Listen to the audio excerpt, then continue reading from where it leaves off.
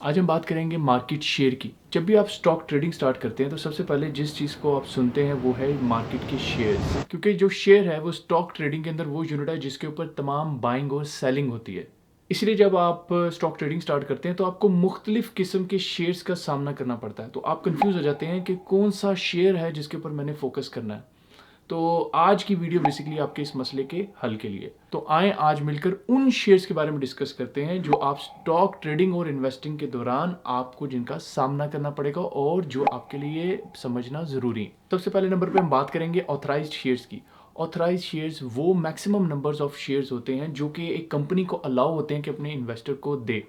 अब companies normally तमाम authorise shares अपने इन्वेस्टर्स में नहीं डिस्ट्रीब्यूट करती, वो कुछ शेयर्स अपने लिए संभाल के रख लेती हैं, या तो फ्यूचर के लिए कि फ्यूचर में अगर इन शेयर्स को हमने दोबारा से मार्केट में फ्लोट करना हो तो हम कर सकें, या अपने कंपनी पे होल्ड रखने के लिए। तो वो जो बाकी शेयर्स जो मार्केट में फ्लोट करते हैं उनको हम कहते हैं आउटस्टैंडिंग शेयर्स। अब ये जो आउटस्टैंडिंग शेयर्स हैं ये शेयर्स की सबसे इंपॉर्टेंट फॉर्म है, क्योंकि इस आउटस्टैंडिंग शेयर्स की बुनियाद पर कंपनी की मेन डिसीजंस हो रही होती हैं। मसलन मार्केट कैपिटलाइजेशन आउटस्टैंडिंग शेयर्स के ऊपर डिसाइड की जाती है। इसके अलावा price to earning ratio, EPS value भी आउटस्टैंडिंग शेयर्स के ऊपर डिसाइड की जाती है।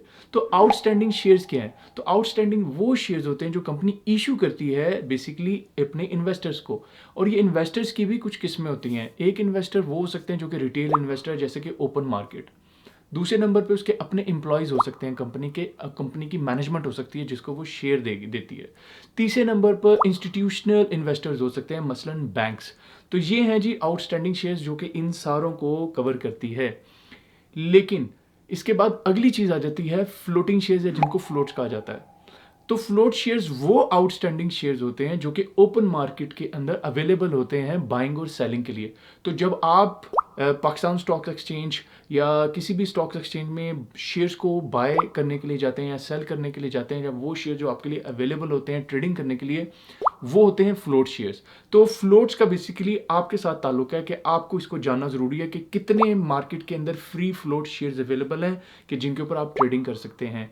लेकिन इन तीन जो फिगर्स हैं, ऑथराइज शेयर्स, आउटस्टैंडिंग शेयर्स और फ्री फ्लोट शेयर्स, इसके अंदर बीइंग अ स्टॉक ट्रेडर जो आपके लिए सबसे इंपॉर्टेंट चीज़ है वो आपका फ्री फ्लोट शेयर्स है।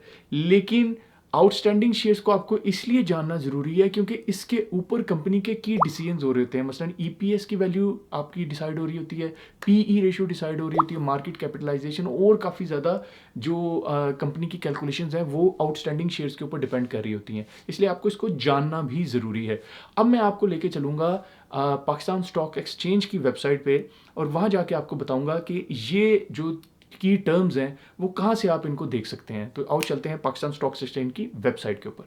चलिए जी, चलते हैं पाकिस्तान स्टॉक एक्सचेंज के डाटा पोर्टल के ऊपर। इस टाइम मैं पाकिस्तान के स्टॉक एक्सचेंज के डाटा पोर्टल के ऊपर मौजूद हूँ। इसमें ये आपके सामने सारी इन्फॉर्मेशन आ रही है, लेकिन हमने जो है सीधा हमने क्या करना है कि उस एक कंपनी को निकालना है और जिसके हमने इक्विटी के बारे में इन्फॉर्मेशन लेनी है, शेयर्स के बारे में स्पेशली। तो मैं कराची स्टॉक एक्सचेंज इस टाइम खुला पड़ा है, इसके अंदर मैं जो सबसे ऊपर जो कंपनी आ रही है TRG के नाम से, मैं इस पर क्लिक कर लेता हूँ। अब मेरे सामने ये कंपनी खुल गई, TRG पाकिस्तान लिमिटेड। हम नीचे जाते हैं तो इसकी इक्विटी प्रोफाइल है, हमने इसके ऊपर जाना है और इसके ऊपर जाके देखना है कि 4 इन्फॉर्मेशन है जो हमें ये दे रही है। एक मार्केट कैप, कैपिटलाइजेशन जिसे कह सकते हैं, शेयर्स, फ्री फ्लोट और फ्री फ्लोट परसेंटेज की सूरत में।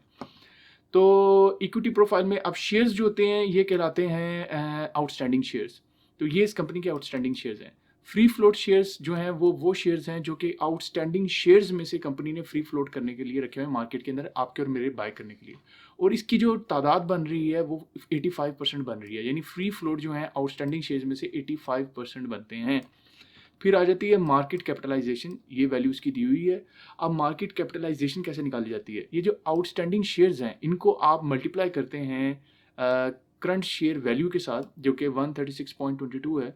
इसे आप जब इसको मल्टीप्लाई करेंगे तो आपके पास ये मार्केट कैपिटलाइजेशन की वैल्यू निकलेगी। देखा, इतना आसान है एक इन शेयर्स को समझना। मुझे उम्मीद है कि इस वीडियो के बाद आपको थोड़ा बहुत शेयर्स के बारे में आइडिया होगा कि मुख्तलिफ इसकी जो मेन टर्मिनोलॉजीज है जो स्टॉक ट्रेडिंग में यूज़ होती हैं वो क्या है और उनका मकसद क्या है। लेकिन अगर आपको समझ नहीं आई तो आप मेरे कमेंट में ज़रूर मुझसे पूछिएगा, मैं आपको उसका रिस्पॉन्ड करूँगा, या मुझे बताइए कि आपको किस चीज़ की समझ नहीं आई, मैं उसके ऊपर भी एक वीडियो बना दूँगा। लेकिन काइंडली आप मेरी इस वीडियो को सब्सक्राइब और लाइक करना मत भूलिएगा, ताकि मैं अपने मैसेज को ज़्यादा से ज़्यादा लोगों तक पहुँचा सकूँ और ज़्यादा से ज़्यादा लोग इससे मुस्तफ़ीद हो सकें और ज़्यादा से ज़्यादा स्टॉक ट्रेडिंग के बारे में जान सकें। तो नेक्स्ट वीडियो तक के लिए हैव अ नाइस डे।